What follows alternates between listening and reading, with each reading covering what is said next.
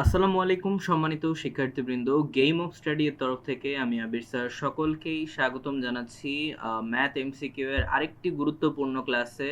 আর normally যারা আগের যে ক্লাসগুলো যারা দেখেছেন তারা মোটামুটি সকলেই জানেন আমি কিন্তু প্রতিটা ক্লাসই হচ্ছে 5টি করে গুরুত্বপূর্ণ বোর্ড কোয়েশ্চেন কিন্তু সলভ করাচ্ছি এসএসসি ম্যাথ এমসিকিউ এর। তো আপনি যেই লেভেলেরই হন না কেন, অর্থাৎ নিউ 9, ওল্ড 10 অথবা ক্যান্ডিডেট স্টুডেন্ট যদি হন, তাহলে ৩টা পর্যায়ের জন্যই আপনার এই ভিডিওগুলো আশা করি অনেক বেশি কাজে দিবে। আর আমি ওইভাবেই এমসিকিউ কোয়েশ্চেনগুলো সাজিয়েছি যাতে আপনাদের হচ্ছে পরীক্ষা যাতে ইজিলি যাতে কমন পড়ে। ঠিক আছে? হুবহু না থাকলেও এই টাইপেরই কিন্তু বেশি থাকে ম্যাথ।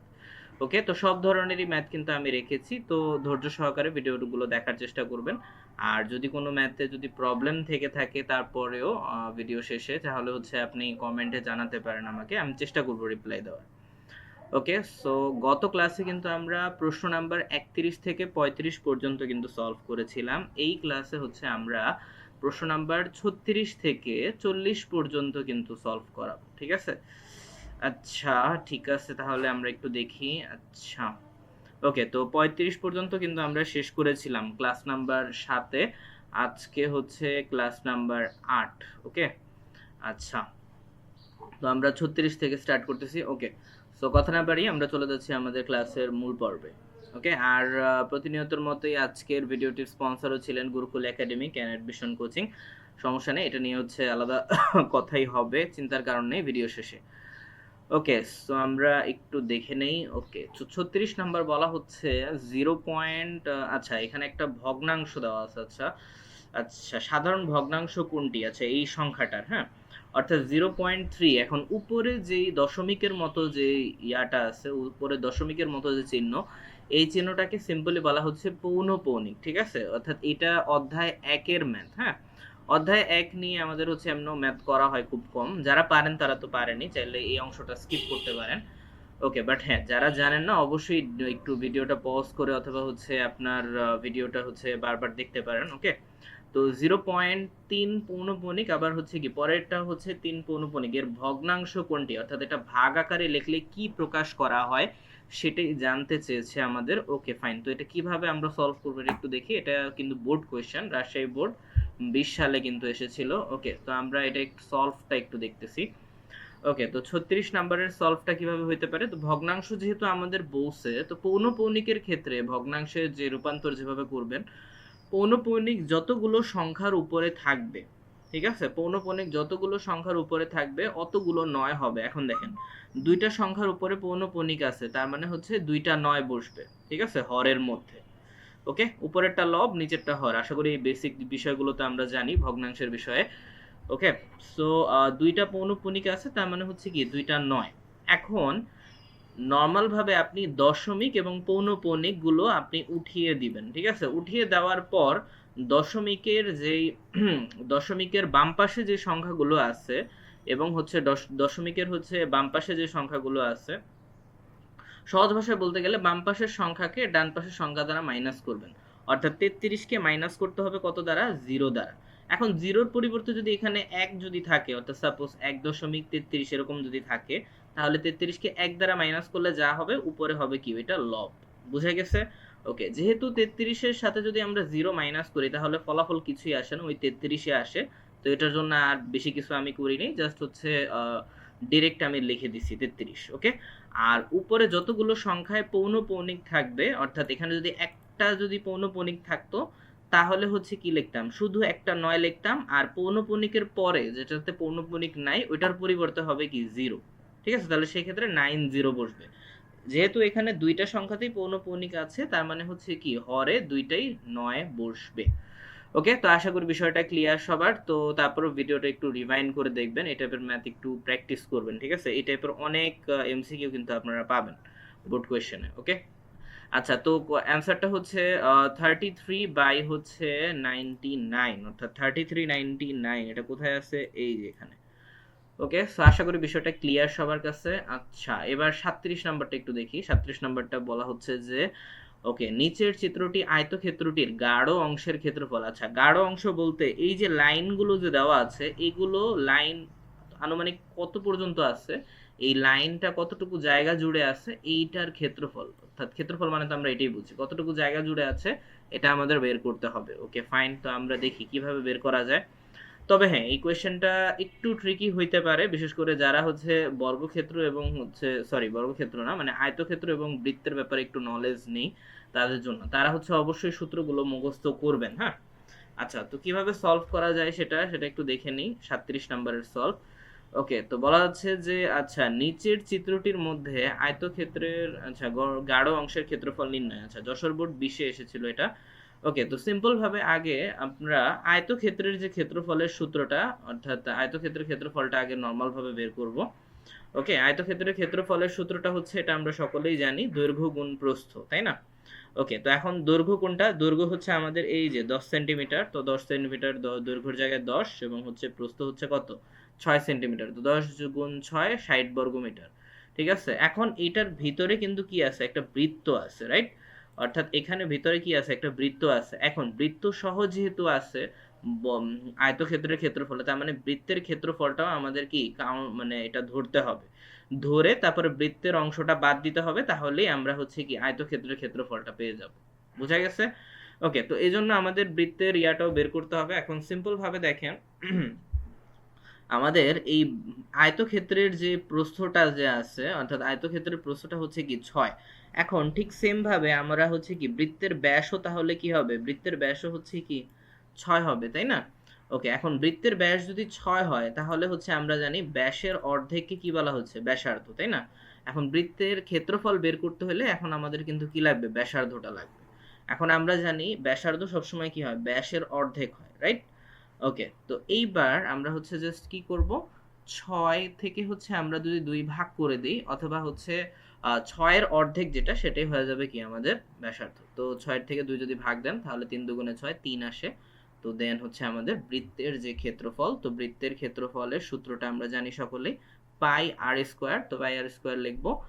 দেন হচ্ছে এখন আমরা ক্যালকুলেশনটা করব, অর্থাৎ বৃত্তের ক্ষেত্রফলের সূত্রটাও হচ্ছে আপনি বের করবেন। ওকে, বৃত্তের ক্ষেত্রফলের সূত্রটা আসে এই যে এইটা, এতটুকু অংশ। হ্যাঁ, আচ্ছা ওইটা হচ্ছে গাঢ় অংশের ক্ষেত্রফলের ক্ষেত্রে। তো পায়ের জায়গায় পায়ের মানটা আমরা লিখছি 3.1416, আর হচ্ছে আর ব্যাসার্ধ আমরা পেয়ে গেছি 3, আর সূত্রের স্কয়ার। এখন 3 কে স্কয়ার হচ্ছে করলে হচ্ছে কত? 9 আসে, আর এটার দ্বারা গুণ করবেন পায়ের মান দ্বারা, দেন হচ্ছে আপনার আনুমানিক একটা সংখ্যা চলে আসবে। দেন এটাকে জাস্ট হচ্ছে যে আয়তক্ষেত্রের ক্ষেত্রফল এবং বৃত্তের ক্ষেত্রফলের সাথে মাইনাস করে যেটা আসবে এটাই হচ্ছে অ্যান্সার। তো অ্যান্সারটা আসতেছে কত? 31.73। এই যে 31.73 কোথায় আছে? খ নাম্বারে, অর্থাৎ 2 নাম্বার হচ্ছে এটার অ্যান্সার। ওকে, তো আশা করি বিষয়টা ক্লিয়ার। তো যখনই দেখবেন যে আয়তক্ষেত্রের ভিতরে বৃত্ত আছে অথবা হচ্ছে বর্গক্ষেত্রের ভিতরে বৃত্ত আছে, তখন বিষয়টা কিন্তু এতটা ইজি হবে না, ঠিক আছে? কারণ সিম্পলি যদি এখানে বৃত্ত না যদি থাকতো তাহলে কি সিম্পল ভাবে বর্গক্ষেত্রের মানে আয়তক্ষেত্রের ক্ষেত্রফলটা হচ্ছে সিম্পলি এখানে 60 হইতো, তাই না? 6.60 দৈর্ঘ্য গুণ প্রস্থ। আচ্ছা, তো যাই হোক, এবার আশা করি আমরা পারবো এই টাইপের হচ্ছে যদি ম্যাথ থাকে। হ্যাঁ, যশোর বোর্ড 20-এর, তো এটা খুবই গুরুত্বপূর্ণ ছিল। এই টাইপের ম্যাথগুলো অনেক ভালো করে করবেন, কারণ পরিমিতি আপনি যে বোর্ডেরই হন না কেন এখান থেকে কোয়েশ্চেন কিন্তু পাবেন, পরিমিতি অধ্যায় থেকে, অধ্যায় 16। আচ্ছা, তো এখন আমরা 38 নাম্বারটা একটু দেখতেছি। ওকে, সো 38 নাম্বারটা কিভাবে আমরা সলভ করতে পারি। আচ্ছা, এই 38 নাম্বারটা হচ্ছে প্রশ্নের মধ্যে পড়বে না। আচ্ছা সমস্যা নেই, তারপরে আমি এই ক্লাসটাতে একটু সমাধান করে দিব, এটার সমস্যা নেই। ওকে, কারণ এখানে আমি একটু মিস্টেক করে ফেলছি, কারণ দুইটাই নাম্বার আমি 38 দিয়ে ফেলছি। আচ্ছা সমস্যা নেই, দুইটারই সমাধান আমি করে দিব। ওকে, আচ্ছা, তো ফার্স্টের যে 38 আছে সেটা আমরা একটু করি। তো অতএব আচ্ছা এই ক্লাসে আপনারা 6টা এমসিকিউ সলভ পাইতেছেন, যেটা অনেক বোনাস আর কি। হ্যাঁ, আচ্ছা যাই হোক, স্যারের মিস্টেকের কারণে। আচ্ছা যাক, সমস্যা নেই, অঙ্ক শিখা দিয়ে হচ্ছে বড় কথা। তো 38 নাম্বারটা একটু দেখি, আর তার আগে 38 হচ্ছে একটা ত্রিকোণমিতি থেকে কোয়েশ্চেন আসছে। Okay, a equal to pi by 6 যদি হয় তাহলে 2tan a ইকুয়াল টু কত? ওকে, তো যশোর বোর্ড 20-এ কিন্তু এসেছিল। ওকে ফাইন, তো আমরা দেখি এই টাইপের ম্যাথ কিভাবে সলভ করব আমরা। ওকে, সো এখন আমরা একটু আসতেছি, এই হচ্ছে আমাদের কোয়েশ্চেন। তো যশোর বোর্ড 20-এর, তো এটাকে সিম্পল ভাবে আপনি একটা কাজ করতে পারেন। 2tan এ এটার হচ্ছে 10 কে 10 এর জায়গায় রাখেন, আর এর মান কিন্তু অলরেডি দেওয়াই আছে। এর মান কত? পাই বাই 6, তাই না? ওকে, এখন সিম্পল ভাবে আমরা যদি কাটাকাটি করি, ভগ্নাংশ আকার এবং গুণ আকারে যদি থাকে তাহলে তো সিম্পল ভাবে আমরা জানি কাটাকাটি চলে যায়। তো 3 দুগুণে 6, ওইখানে হচ্ছে কি 3 অবশিষ্ট থাকে 6 কে কাটলে। দেন হচ্ছে 3 পাই আসে। আচ্ছা, পাই হচ্ছে যেহেতু আমরা জানি এখানে কিন্তু পায়ের মান দ্বারা হচ্ছে কি অ্যান্সার কিন্তু নাই, ঠিক আছে? কারণ ত্রিকোণমিতির ক্ষেত্রে কিন্তু কি হয় না, পূর্ণ সংখ্যা কিন্তু অ্যান্সার হয় না, এটা আমরা সকলেই জানি। তো এজন্য যেহেতু পায়ের মান হচ্ছে 3.1416, তার মানে হচ্ছে 3 এর হাফ। তো এজন্য আমরা জানি রুট মানে কি বোঝায়, রুট মানে হচ্ছে হাফ বোঝায়, তাই না? অর্থাৎ হাফ। অর্থাৎ এজন্য আমরা কি করছি, 3 এর সাথে রুট দিয়ে দিছি, অর্থাৎ √3। ওকে, বিষয়টা ক্লিয়ার? তো আবার একটু আমি বলতেছি যে পায়ের মান হচ্ছে আমরা জানি 3.1416, তাই না? অর্থাৎ 3 দশমিক সামথিং, অর্থাৎ 3 এর অর্ধেক অংশ আমরা বলতে পারি, ঠিক আছে? 3 এর হাফ। ওকে, সো এটার জন্য আমরা কি করছি, 3 তো অলরেডি আমরা অ্যান্সার হিসেবে পাচ্ছি, ওই পাশাপাশি যেহেতু হাফ, এখন হাফ তো নর্মাল ভাবে আমরা লিখতে পারবো না, তাই না? যেহেতু ত্রিকোণমিতি। আর এজন্য হচ্ছে আমরা কি করছি, এখানে একটা রুট দিয়ে দিছি, তো √3 হবে এটার অ্যান্সার। বুঝা গেছে? আশা করি বিষয়টা ক্লিয়ার। তো আমাদের অ্যান্সার হবে 38 এর অ্যান্সার হবে √3। তো √3 হবে অ্যান্সার। আচ্ছা, এখন এই 38 এর যে সলভ আরেকটা, এটা আমি বলে দিতেছি, দেখি এটা অনেক গুরুত্বপূর্ণ আছে, এটা অনেক বোর্ডে কিন্তু আসে। ওকে, আর ইকুয়াল টু এখানে একটা সংখ্যা দেওয়া আছে। ওকে, এখানে একটা সেট আছে, আচ্ছা সেট ও ফাংশন থেকে এটা আসছে। ওকে, এখানে একটা সেটের উপাদান দেওয়া আছে, বলছে এই অন্বয়ের ডোমেন নিচের কোনটি। আচ্ছা, এখানে বলছে কি ডোমেন, হ্যাঁ। আচ্ছা, ডোমেনের ক্ষেত্রে যে বিষয়টা সলভ করতে হলে যেটা জানা জরুরি, সেটা হচ্ছে আমরা জানি কি ডোমেন হচ্ছে সেটের যে পরবর্তী যে সংখ্যাটা থাকে, অর্থাৎ লাস্টের যে সংখ্যাগুলো থাকে সেগুলো হচ্ছে প্রায়োরিটি পায় বেশি, ঠিক আছে? সেগুলো হচ্ছে বসবে সহজ ভাষায়। ওকে, তো এখন দেখেন এই সংখ্যাগুলোর যে পরবর্তী সংখ্যাটা সেটা কোনটা। আর হ্যাঁ, আরেকটা বিষয় যেটা মাথায় রাখতে হবে সেটা হচ্ছে একটা সংখ্যা একাধিকবার বসতে পারবে না, ঠিক আছে? আচ্ছা, ও আচ্ছা আচ্ছা, সরি সরি সরি, এটা হচ্ছে ডোমেন চাইছে। আচ্ছা আচ্ছা আচ্ছা, ওয়েট, সরি। তো ডোমেনের ক্ষেত্রে বিষয়টা হচ্ছে সংখ্যাগুলোর হচ্ছে প্রথম যে সংখ্যাটা আছে, প্রথম সংখ্যাটাই বেশি প্রায়োরিটি পাবে, আমি অত্যন্ত দুঃখিত। তো ডোমেনের ক্ষেত্রে প্রথম সংখ্যাগুলোই বেশি প্রায়োরিটি পাবে, আর যেই সংখ্যাই হোক না কেন যেটা মানে সেটের যে মূল উপাদানের প্রথমে আছে, সেটের প্রথমে আছে সেটাই প্রায়োরিটি পাবে বেশি। অর্থাৎ এখানে দেখেন প্রথম সংখ্যাটা কোনটা, -3, পরেরটার হচ্ছে কি 3, তারপরে 4। তো -3, 3 আর 4 এটাই হবে কি অ্যান্সার। ওকে, আর রেঞ্জ যদি বলতো তাহলে আমরা পরবর্তী যে সংখ্যাটা আছে, অর্থাৎ লাস্টের যে নাম্বারটা আছে সেটাকে আমরা কাউন্ট করতাম, অর্থাৎ তাহলে অ্যান্সার হইতো হচ্ছে 2, তারপরে 3। এখন 3 যেহেতু দুই জায়গায় আছে, 2 3 হইতো অ্যান্সার। সহজ ভাষা এই যে ক হইতো অ্যান্সার, যদি আমাদের রেঞ্জ বের করতে হইতো, ঠিক আছে? অর্থাৎ ডোমেন হচ্ছে ফার্স্টের সংখ্যাটা প্রায়োরিটি পাবে, আর রেঞ্জ হচ্ছে পরবর্তী যে সংখ্যাটা আছে সেইটা হচ্ছে প্রায়োরিটি পাবে। ওকে, বাট রেঞ্জের বেলায় একটু খেয়াল রাখবেন, একটা সংখ্যা একাধিক কিন্তু থাকবে না, ঠিক আছে? বাট ডোমেনের ক্ষেত্রে যে কোনো সংখ্যা হইতে পারে, ফার্স্টে থাকলেই হয়েছে। বুঝা গেছে? তো আশা করি বিষয়টা ক্লিয়ার। তো এবার আসি 39 নাম্বারে যাচ্ছি। 39 নাম্বারে তো বলা হচ্ছে যে একটি সমকোণী ত্রিভুজের কোণগুলোর অনুপাত কত। আচ্ছা, এটা আসছে হচ্ছে কুমিল্লা বোর্ড 20-এ। আচ্ছা, দেখি আমরা হচ্ছে এটা সলভ করব কিভাবে।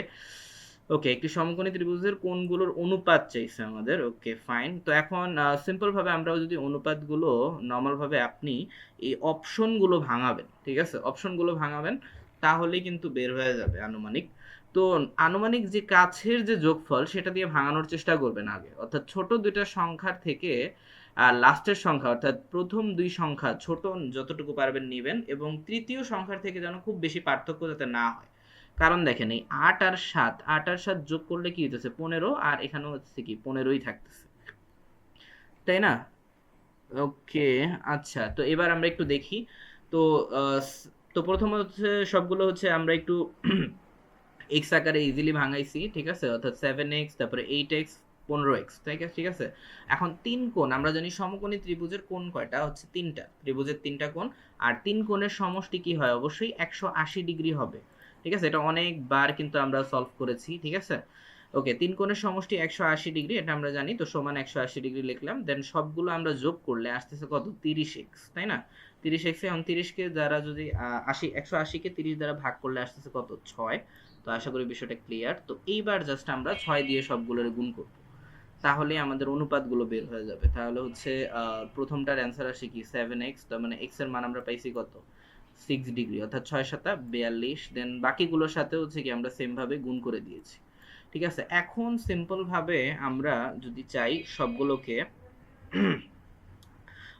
যেহেতু হচ্ছে আমাদের 6 পেয়েছিলাম, ঠিক আছে? তো 6 দ্বারা হচ্ছে সবগুলোকে ইজি ভাবে ভাঙানো যায়, যেমন হচ্ছে কি 6 7 42, 6 8 48 এবং 6 15 90। ঠিক আছে, তাহলে আমাদের অনুপাত কিন্তু বের হয়ে গেছে। অনুপাত কত বের হলো তাহলে? 7 8 আর 15। তো এটাই হবে অ্যান্সার। ওকে, তো 7 8 15 কোথায়? এই যে ঘতে।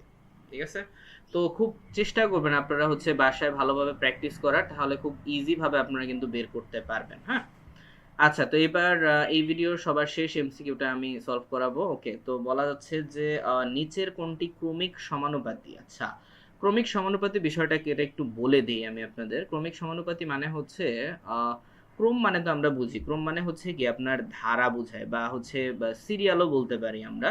সমানুপাতি অর্থাৎ অনুপাত হিসাবে হচ্ছে কি সমান অনুপাতে থাকবে, অর্থাৎ মানে মিশ্রণ, সহজ ভাষায় বলতে গেলে। ঠিক আছে, ওকে, কারণ হচ্ছে আমরা আশা করি এর আগের ক্লাসগুলোতেও হচ্ছে আমি এই টাইপের ম্যাথ মনে হয় কয়েকটা সলভ করিয়েছিলাম, আই ডোন্ট নো, আমার ঠিক খেয়াল আসতেছে না।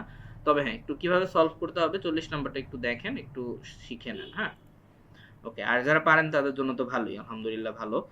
আচ্ছা, এবারে আমরা একটু দেখি যে সবগুলোর যে কোয়েশ্চেন গুলো যে দেওয়া আছে, এই কোয়েশ্চেন গুলো আগে কি করবেন, একটা একটা করে ভাঙাবেন। ঠিক আছে, একটা একটা করে ভাঙাবেন। দেন হচ্ছে এখন যে কাজটা করবেন সেটা হচ্ছে, যেহেতু আমাদের বলছে ক্রমিক সমানুপাতি, ঠিক আছে, ক্রমিক সমানুপাতি কোনটা, অর্থাৎ দুইটার মানই কি আসবে, ওই একই আসবে। সমানুপাতি মানে হচ্ছে কি আমরা এটাই বুঝি, অর্থাৎ অনুপাত হিসাবে দুইটা কি থাকবে, মানে সেমই থাকবে। ওকে, যে কোনো একটার মান কি থাকবে, অবশ্যই মিল থাকতে হবে। হ্যাঁ, ওকে, তো যেহেতু হচ্ছে ফার্স্টে এখানে হচ্ছে আমরা অ্যান্সার থেকে স্টার্ট করতেছি, যেহেতু আমাদের সময় একটু কম নিলেই ভালো।